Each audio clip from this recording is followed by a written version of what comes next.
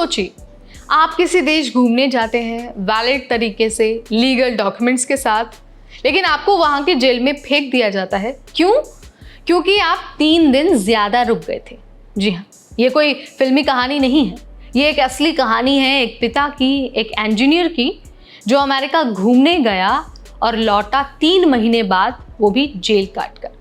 अब सोचिए, अगर एक वाइट यूरोपियन टूरिस्ट के साथ इस तरह की हरकत हो सकती है, इस तरह की घटना हो सकती है, तो जो एशियन लोग हैं या फिर जो ब्राउन स्किन वाले लोग हैं, वो कितने सेफ हैं। तो आज के इस वीडियो में मैं आपको इस व्यक्ति की पूरी कहानी बताने वाली हूँ और बताऊंगी कि कैसे 3 दिन का वीज़ा ओवरस्टे इस व्यक्ति को इतना महंगा पड़ गया। हाय एवरीबॉडी, मेरा नाम है Neha Upadhyay and you are watching NBT tech ed. Thomas, जिस व्यक्ति की हम बात कर रहे हैं उनका नाम है थॉमस। 35 साल के एक सॉफ्टवेयर इंजीनियर हैं, आयरलैंड के रहने वाले हैं और 3 बच्चों के पिता हैं।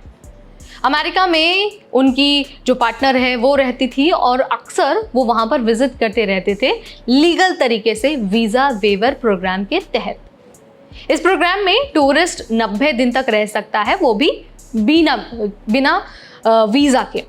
अक्टूबर में थॉमस वेस्ट वर्जीनिया आए थे सिर्फ मिलने, घूमने और रिलैक्स करने के लिए, लेकिन नवंबर के आखिर में उनके साथ एक ऐसा हादसा हुआ जो उनको अब तक याद है।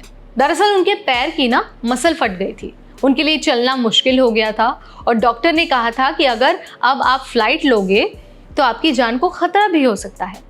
थॉमस ने हेल्थ डॉक्यूमेंट्स बनाए, जो दूतावास है उनको मेल किया और डिपार्चर की डेट एक्सीड करने की कोशिश है वो भी उन्होंने की, लेकिन रिस्पॉन्स आने से पहले ही वो लिमिट क्रॉस हो गई, सिर्फ 3 दिन के लिए। थॉमस और जो उनकी पार्टनर हैं वो जॉर्जिया में थे। एक रात होटल में उनके बीच बहस हुई, कोई बाहर वाले ने पुलिस को कॉल कर दिया, पुलिस आई और बिना ज़्यादा पूछताछ के थॉमस को पुलिस ने अरेस्ट कर लिया। उस पर आरोप लगाया गया कि उसने जो अपनी पार्टनर है उसको कमरे में कैद किया था, जो कि सरासर झूठ था। उनके पार्टनर ने खुद पुलिस को बताया कि ऐसा कुछ हुआ ही नहीं था, लेकिन तब तक तो देर हो चुकी थी। जमानत मिलने के बाद थॉमस को लगा कि अब वो घर जा पाएंगे, लेकिन तभी वहां पर आइस वाले आ गए और उन्हें इमिग्रेशन डिटेंशन सेंटर ले गए 100 किलोमीटर दूर जॉर्जिया में। थॉमस को 2 पन्नों का एक रिमूवल ऑर्डर दिया गया और उसमें बस यही लिखा था कि उसने 3 दिन का ओवरस्टे किया है। उन्होंने खुद साइन करके कह दिया कि मुझे डिपोर्ट कर दो, मैं जाना चाहता हूँ। लेकिन उसके बाद भी वो वहीं पर अटके रहे। हफ्तों बीत गए, कोई रिस्पॉन्स नहीं आया, कोई सुनवाई नहीं हुई। उसके बाद एक दिन अचानक उन्हें और 50 लोगों को उठाया गया, हथकड़ियाँ लगाई गई और भेज दिया गया एक फेडरल प्रिजन में, जो असल में क्रिमिनल्स के लिए होता है। अब जो थॉमस ने देखा वो बहुत डरावना था। गंदे खून लगे कपड़े, फटे हुए अंडरवियर, खाने में हड्डियों वाला स्लॉप, 3 बार से ज़्यादा टॉयलेट फ्लश करना मना था, एक पतली सी चादर और हड्डी तक पहुंचती ठंड। उनका कहना था कि उन्होंने हफ्तों तक आसमान देखा ही नहीं था। उन्हें डॉक्टर की ज़रूरत थी, लेकिन कोई नहीं आया। दवाइयाँ दरवाजे के नीचे फेंकी जाती थी और उन्हें ज़मीन से खोजनी पड़ती थी। थॉमस ने बताया कि वहाँ पर ना तो इंसानियत थी और ना ही डिग्निटी। उनका कहना है कि आइस को समझ ही नहीं आ रहा था कि हम वहाँ क्यों हैं। वो बस लोगों को इधर उधर भेज रहे थे जैसे कोई सामान हो। कुछ लोगों को 1 हफ्ते बाद वापस आइस डिटेंशन में भेज दिया गया, फिर वही लोग 2 दिन बाद दोबारा जेल में आए। थॉमस की पार्टनर बार बार अधिकारियों से बात करती रही, लेकिन कोई रिस्पॉन्स नहीं आया। और सबसे दुखद बात यह है कि थॉमस अपने बच्चों से बात तक नहीं कर पाया। क्यों? क्योंकि इंटरनेशनल कॉल की तो सुविधा ही नहीं थी।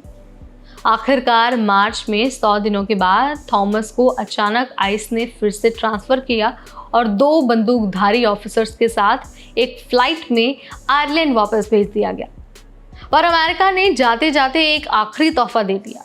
तोहफा ये कि थॉमस को 10 साल का बैन लगा दिया गया, यानी कि अब वो 10 सालों तक अमेरिका आ ही नहीं सकते। थॉमस का कहना है कि अब भी नींद नहीं आती है। जब वो याद करते हैं तो ऐसा लगता है जैसे कोई हॉरर फिल्म देख रहे हैं।